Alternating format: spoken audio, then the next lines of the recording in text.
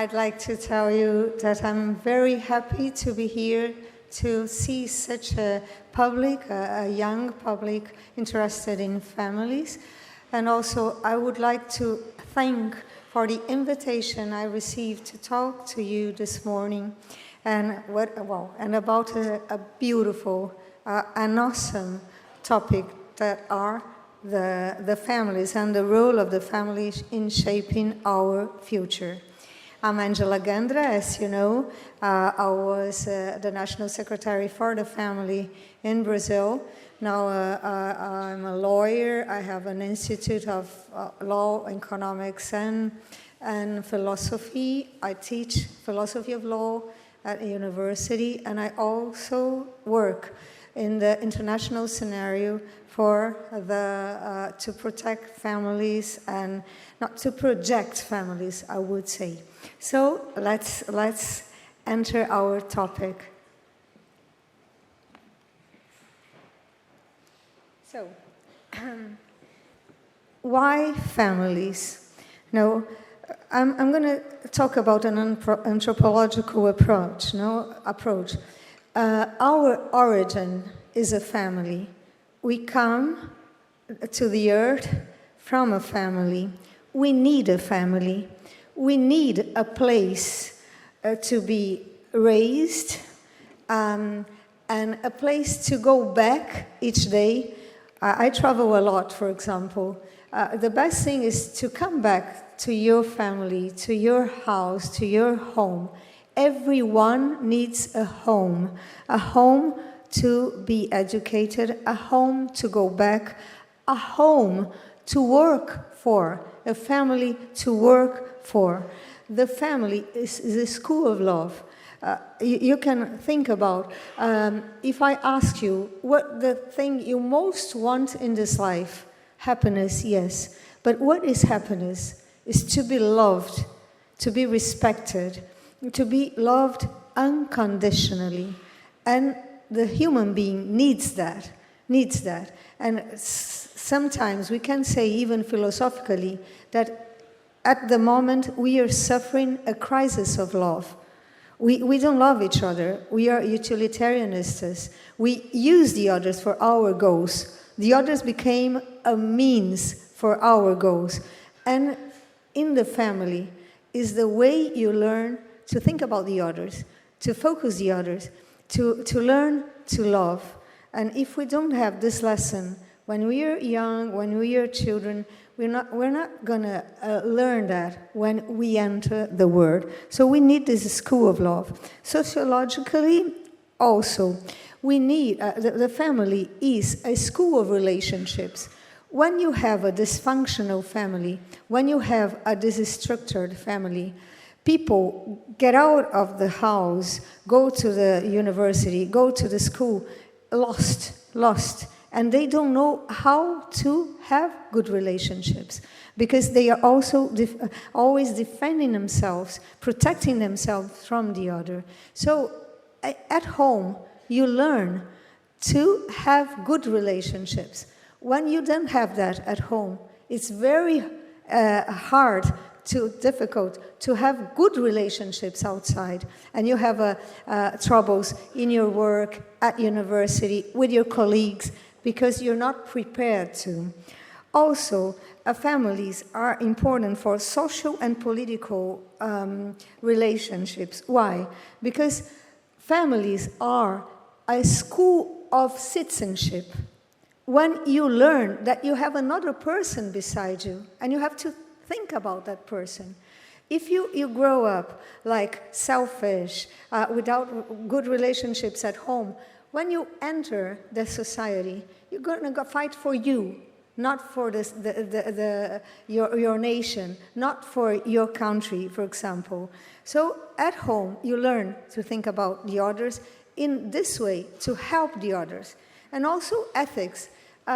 Families are a school of ethics. For example, in my country, we have a lot of corruption, unfortunately.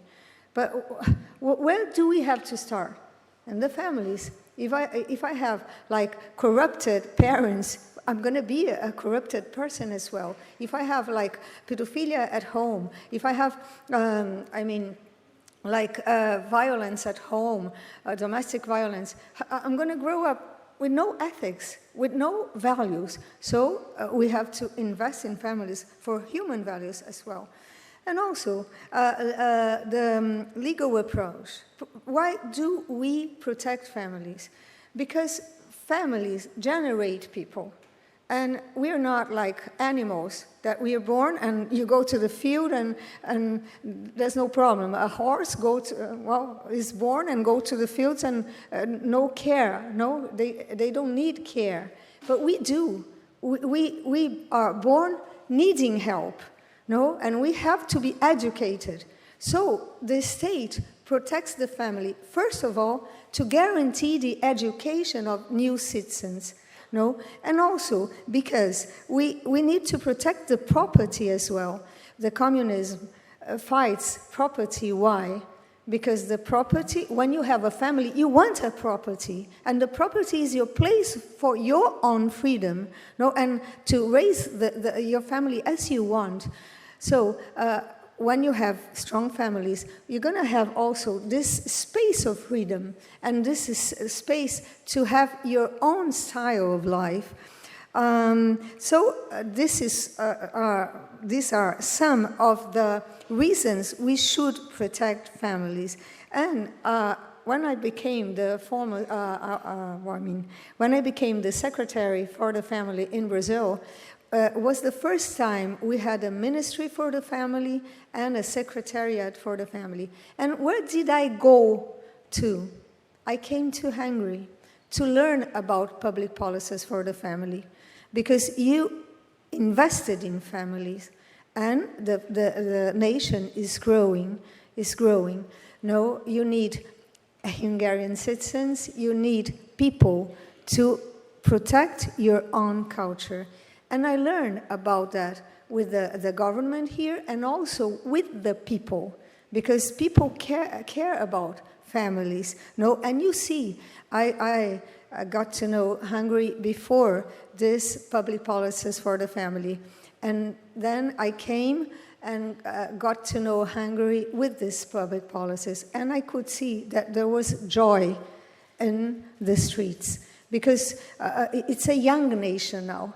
No, and we know that the world is becoming old.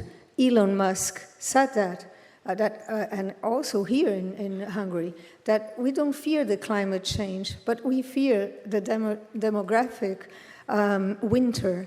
No, that we don't have young people anymore. And I see you here, and I got happy because 2 years ago, I was in Serbia to talk to 3,000 young people about projecting a family and having a professional project. Why? No, because I think, and I always told my government in Brazil when I was there, the two treasures of a person, of a citizen, that we could give conditions to have is a family and work. The best things a human being can have are a family, a good family, a structured family, and work. We need a good work, and we work for the family.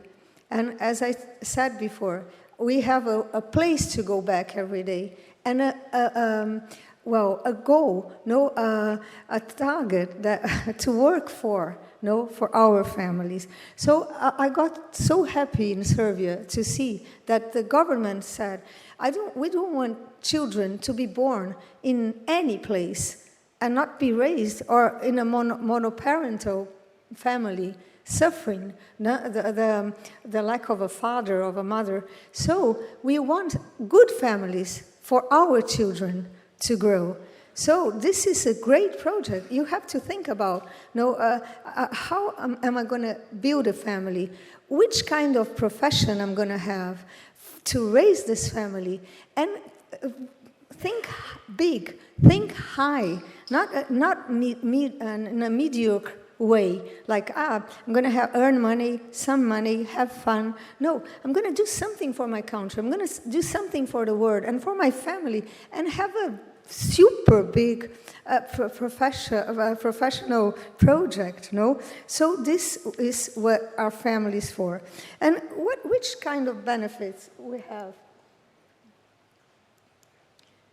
First of all, families prevent risk behaviors. When we had our public policies for the family, what did we have? In 4 years, we could face and fight alcoholism, drugs, pregnancy at youth, domestic violence, and school out. 5 things: targeting the family, investing in families, eradication of poverty.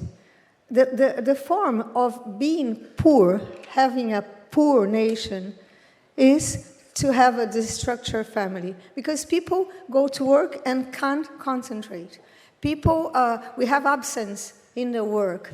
We have children that go to school but can't pay attention because they come overwhelmed with problems from their home. They don't have the parents to support them in their professional projects. So we have poverty. When we have monoparental families, or we have divorce, we split the provision of a family, and then we have poverty as well.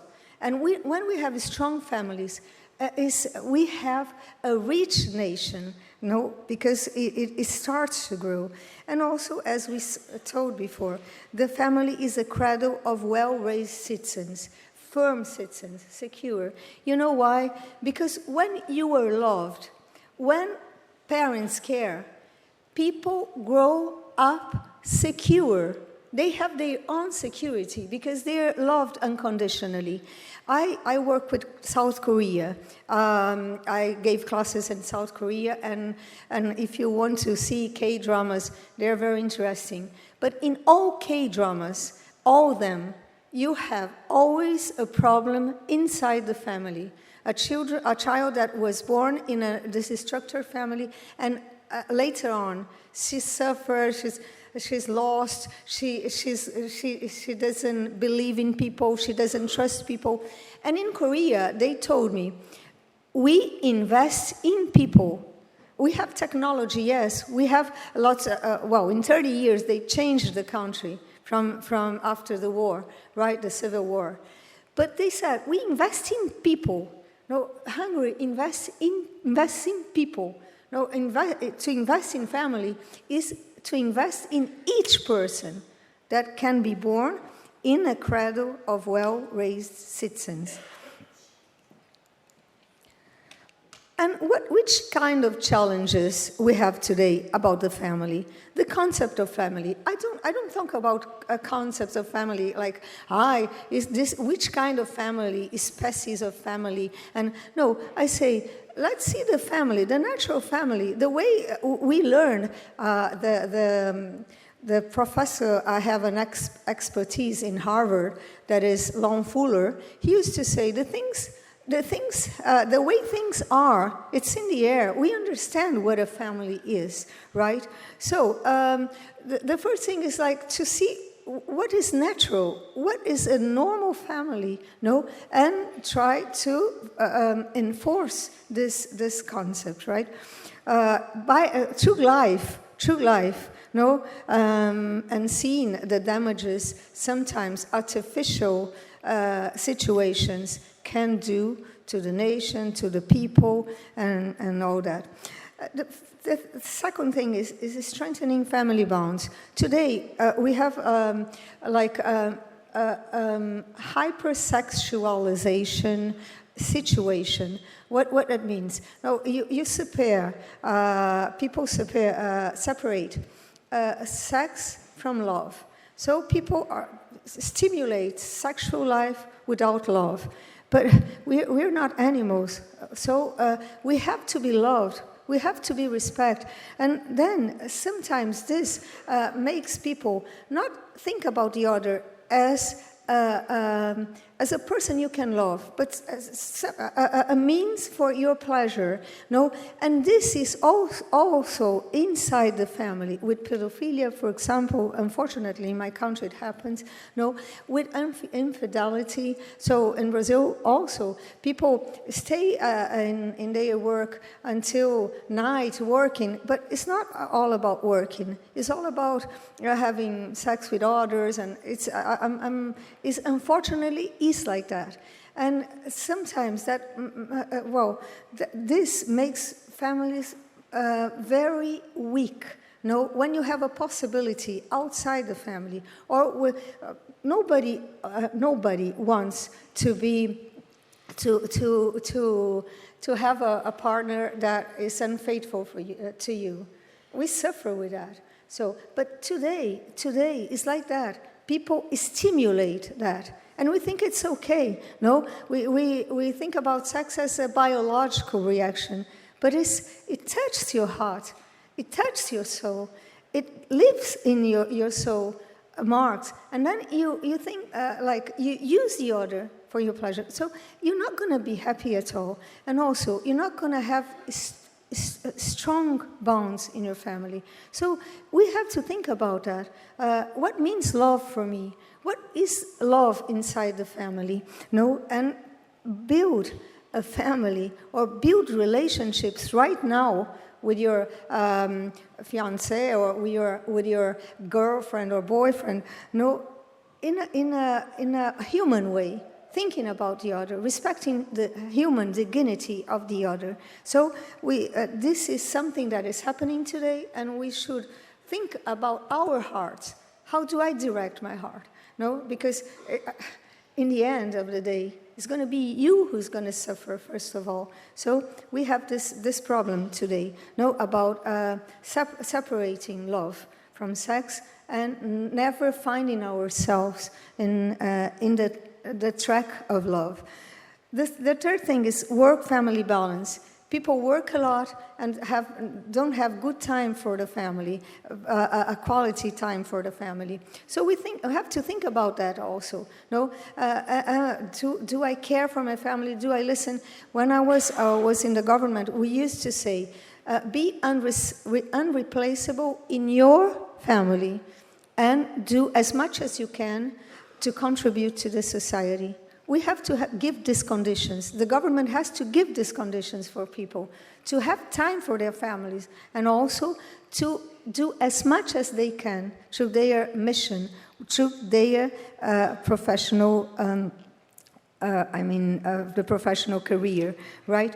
Also, we have the problem of impact of technology in the families, because today we have a fragmentation in dialogue. People, for example, parents are like answering their children, looking at the WhatsApp or whatever. So we could think about right now about our slavery of technology, for example.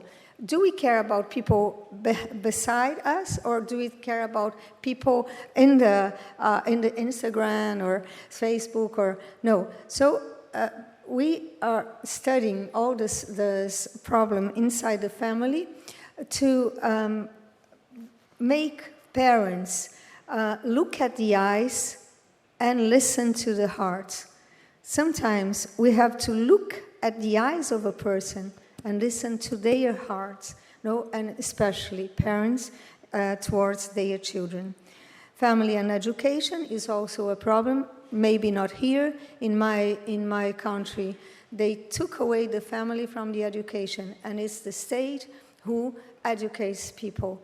No, and we can't have a good education without the family. So family and state are two wings for a child, for a student to fly, to fly high, in their career, the professional career. So we have to also bring family and education together. And also intergenerational solidarity. I don't like this word. We have now aged people at home, and sometimes people say, let's be solidary, let's care for them. And for example, I live with my father, and I moved back from the States to Brazil to help, to be with him. And he's 89 years old. And I think, well, he gave me everything. He gave me life. And I want to help him. And I want to be beside him till the end, And for me, it's love and gratitude. It's not a burden. It has to be for love and gratitude. Okay. So now I'm going to talk a little bit about life, family, and nation, because life, I think, I'm pretty sure, life should arise from an embrace of love. Sometimes, right now, life comes because people, they didn't want, but they did want sex. So all of a sudden, you have a child. And what do you do with her? Because you don't love your partner, you don't love this child, so put it in a garbage can. I talked with Macron 1 month ago. He was in Brazil, and I told him, how could you do that? How could you do that? To put in a constitution, that abortion is an international right or is a constitutional human right. So a life should come to earth through an embrace of love, to be continued. This child has to be continued, to be embraced, loved, and raised. In which kind of word are we, to put a human being in a garbage can? I've seen that in the United States. I work a lot, how they do these abortions, how children suffer. Now, last week in my country, the doctors launched a law saying that we can't give the injection with salt in a child to do the abortion, because they suffer a lot with that. I saw there in the United States a nurse that told that, sometimes they try to do the abortion, for example, with 8 or 9 months, because you can take advantage of the organs and also for cosmetics. But if the child doesn't die, then and get out of the uter, so you have to wait for her to die, because now it's an American citizen. So this is torture. This is torture. So we should learn about abortion, because sometimes we think we are far for, but do you know what is it? Do you know the consequences for a woman? Have you talked about clearly, transparently to a woman that has done and how she suffers inside her heart? So we should see life as a treasure, as a richness for your country. I almost told Macron, I didn't, but I should have done. I said, you're killing your citizens. France is now not France, because it's full of other cultures living in the country and having children. You're going to lose your culture. You're killing your citizens, And how do you want France to grow? And why then you fight other cultures? So what Hungary is doing, what Serbia is doing, to have their children and raise them and make these children be born in a good home. So, sorry. The abortion is the fallacy of hypersexualization. That in the industry of hypersexualization. It earns a lot of money. You earn money with the labs for contraceptives. You earn money with pornography, with deep web, with hotels, motels, whatever, fashion. And then, in the end of the chain, if the child is conceived, then what can you do? We can earn money through it, as I said, with selling organs. The abortion is a very expensive, very expensive for the state or for the clinics. It's a very expensive business. So this is a fallacy. No, this is utilitarianism. We can't use human beings. Okay, so the human flourishment and professional projects comes from the family, and that's why a nation should have, as you have, public policies for the family to have social and economic development. First of all, helping people to love each other. But can a state do that? Yes, it can. For example, I took to the 26 states from Brazil, 5,572 districts, a program that was called Strong Families, to make families think about their relationships. We can do that. We can help them love each other, not forcing people to love, but giving conditions for them to dialogue and to know each other and to build a better nation. And really, we can see that for example, I had 26 countries that invested in family as a statistic. And all this went out from poverty and had a good social and economic development. And the last thing about investing in families is happiness. Happiness.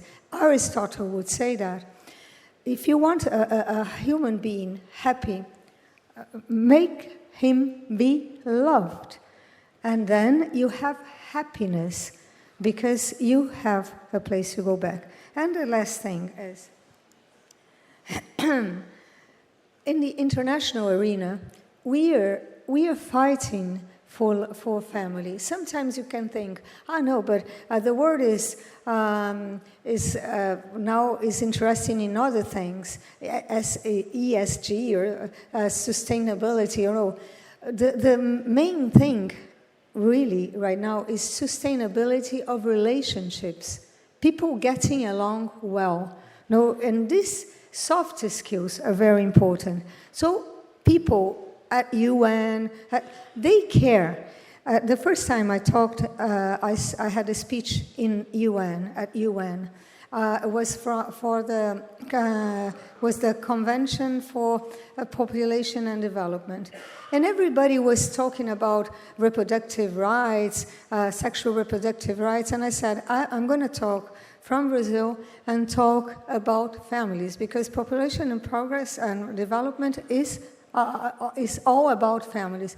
And I had a speech over there, and after the speech, lots of countries, Hungary as well, came to say, wow, what a speech, because we never hear about families. And my ambassador told me, it's because other topics like reproductive rights, for example, they pay to have this at UN. And when we talk about real things, things that people care, then we have the support, but a real support, but not because of money. So people care about families. The countries in Latin America, here, Africa, mainly in Asia, they care about families. So we are trying to bring this topic, and Hungary is a great partner and is an example in this topic for the world. European Union, okay, they have sometimes topics that we don't, and I know Hungary doesn't agree, and our country as well, but they have something that is very interesting, that is quality time for the family and good conditions to have a promising professional career and also a good family. So this is a goal we could fight together. We have to find in the international arena what unites us, not what fights, not unfortunately, these wars you're seeing here in Europe, I have with Hungary, and we had with the United States, not anymore, but we had the Geneva Consensus Declaration. Now your country is the Secretariat of Geneva Consensus Declaration, and it has 4 topics to defend family. First of all, strengthening family bonds in the international arena. The second, project women, not reduce women to sexual reproductive rights. No, a woman is not a body. She has heart, she has a great mind. And we should work together, men and women. It's a richness. We can be complementary. So we are fighting for that, to project women and not reduce a woman to a body, to an object.